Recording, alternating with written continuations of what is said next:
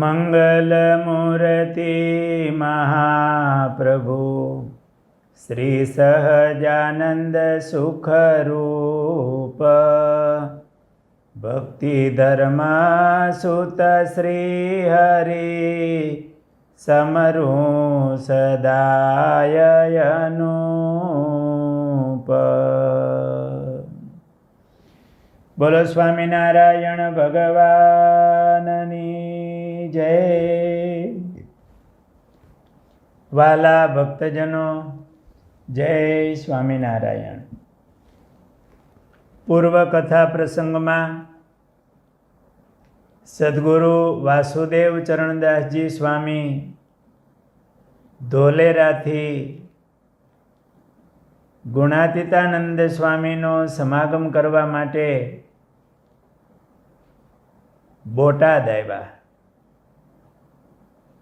બોટાદ સ્વામીને મળ્યા.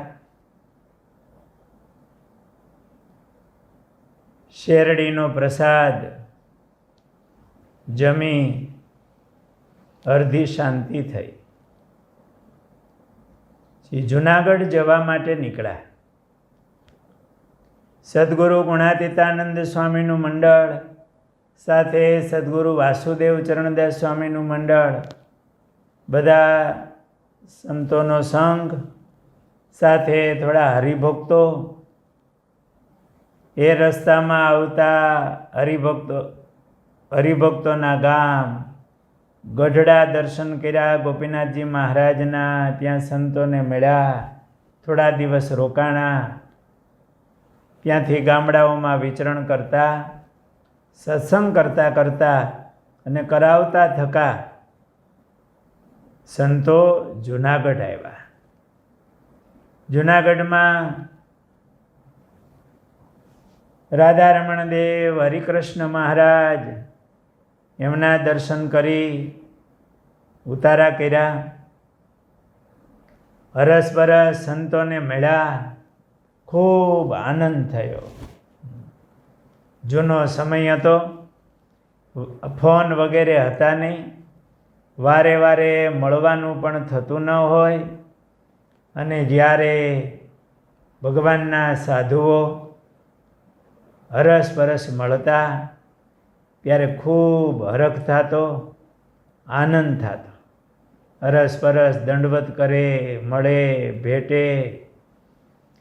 એકબીજા જે સેવાઓ કરતા હોય, મહારાજને જે રીતે સંભાળતા હોય, એકબીજાના અંગ જાણે, મોટા હોય એમનો સમાગમ કરે અને ખૂબ અહોભાવ થતો.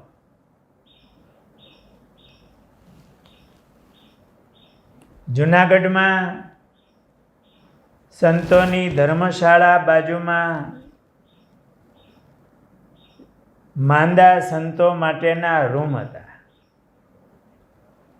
એમની બાજુમાં રાજચંપાના 2 ઝાડવા હતા.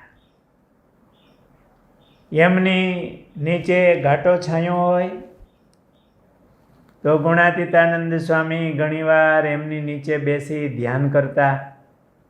સંતો પણ ત્યાં ધ્યાન ભજન કરતા હોય. એમાં સ્વામી રાજચંપાની નીચે બેસી અને ધ્યાન કરતા હતા. ત્યાં થોડા સંતો, સદગુરુ વાસુદેવ ચરણદાસ સ્વામી વગેરે સંતો પણ ત્યાં આવીને બેઠા. પછી સદગુરુ ગુણાતીતાનંદ સ્વામીએ એ વખતે વાસુદેવ ચરણદાસ સ્વામીને ઉદ્દેશીને વાતો કરી. મહારાજનો ખૂબ મહિમા કીધો કે આપણને જે શ્રીજી મહારાજ મળ્યા છે તેને સદા દિવ્ય સાકાર મૂર્તિ, સર્વોપરી ને અક્ષરધામના અધિપતિ પુરુષોત્તમ નારાયણ જાણવા, સર્વાવતારી જાણવા. અને મહારાજનો પ્રતાપ, મહિમા એ ગુણાતીતાનંદ સ્વામીએ બધી વાતો કરી. મહારાજના ઐશ્વર્યો આ વખતે શ્રીજી મહારાજ એ અનંત જીવોના આત્યંતિક કલ્યાણ કરવા માટે પધાર્યા છે. કારણ શરીરનો નાશ કરીને પોતાના અક્ષરધામમાં લઈ જવા માટે મહારાજ આવ્યા છે. એમ મહારાજની ખૂબ મહિમાની સર્વોપરીપણાની વાતો કરી કે આ વખતે મહારાજ અક્ષરધામમાંથી પોતાના મુક્તોને લઈને મહારાજ પધાર્યા છે. ગરડા પ્રથમ પ્રકરણનું 71મું વચનામૃત વંચાયું, એમની ઉપર સ્વામીએ વાતો કરી. ત્યાર પછી સારંગપુરનું 11મું વચનામૃત વંચાવી અને અક્ષરધામની પ્રાપ્તિ કેમ થાય એમની વાતો સ્વામીએ કરી. અને વચનામૃતના આધારે મહારાજનું સર્વોપરીપણું, સર્વાવતારીપણું અને મહારાજની મૂર્તિનો પ્રભાવ પ્રતાપ, એ ઉપાસના આપણને મળી છે એવી સ્વામીએ વાતો કરી.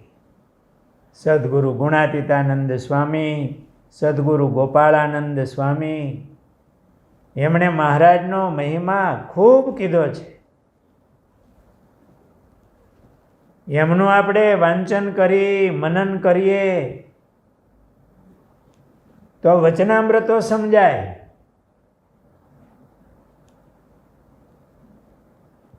સ્વામીની વાતો એવી સાંભળી અને વાસુદેવ ચરણદાસ સ્વામી એમને પણ ખૂબ આમ મહારાજનો મહિમા હતો અને વિશેષ સમજાણો.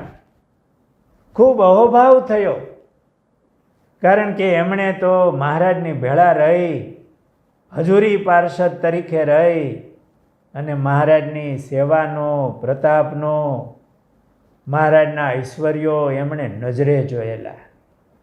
પણ ગુણાતીતાનંદ સ્વામીએ બધી વાતો કરી, મહારાજનો મહિમા કીધો અને તારતમ્યતાની બધી વાતો કરી. ત્યારે એમને આમ અહો માંડ્યું થવા. એમને તો સ્વામીએ જે વાતો કરી એ બધું માણ્યું હતું. સ્વામીએ આવી મહારાજની બળ ભરી વાતો કરી. વાસુદેવ ચરણદાસ સ્વામી બોલ્યા કે સ્વામી, જો હું અહીં ન આવ્યો હોત તો ઉપાસનાની સમજણમાં ઘણી ખામી રહી જાત સ્વામી. આ તો મહારાજે મને અહીંયા મોકલો, થોડી ઉદાસી કરાવી અને મહારાજે મને અહીંયા મોકલો અને મહારાજે આપણો જોગ મેળવાયો, ભેળા કર્યા, માટે હવે શાંતિ થઈ ગઈ. ગુણાતીતાનંદ સ્વામી કહે, જ્યારે અમે વાગડ આવ્યા ત્યારે ભાયાત્માનંદ સ્વામીને પણ અમે આ વાતો કરી હતી. ભાયાત્માનંદ સ્વામી મહારાજના બહુ લાડીલા મોટા સંત.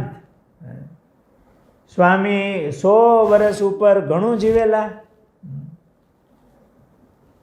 પણ ગુણાતીતાનંદ સ્વામીએ એ વખતે આ મોટા સંતોને અરસ પરસની આત્મીયતા અને મહારાજનું હેત હતું. સંતોને આ લોકનું નહીં, ભગવાનના સંતો સાથે, ભક્તો સાથે મહારાજનું હેત હોવું જોઈએ. કે આ મારા મહારાજના છે, મારા મહારાજના યોગમાં આવેલા છે. આ મોટા સંતોને મહારાજનું અરસપરસ હેત હતું, દિવ્ય બુદ્ધિ હતી, મહિમા સમજતા. અરસપરસ કંઈ ખામી હોય તો હેતથી વાત કરતા, મહિમા સમજીને વાત કરતા. સ્વામીએ કીધું, અમે વાગડ આવ્યા ત્યારે ભાયાત્માનંદ સ્વામીને પણ અમે તમને વાત કરી, એ જ વાતો કરી હતી. અને મહારાજ નો મહિમા ભાયાત્માનંદ સ્વામીને તો હતો જ, મહારાજનો પણ ખૂબ રાજીપો. વિશેષ આમ અહોભાવ થયેલો અને મહારાજની એવી સર્વોપરી સર્વાવતારીપણાની નિષ્ઠા એમના હૃદયમાં દ્રઢ થઈ. ભાઈ આત્માનંદ સ્વામી પણ એ વખતે ખૂબ રાજી થયેલા.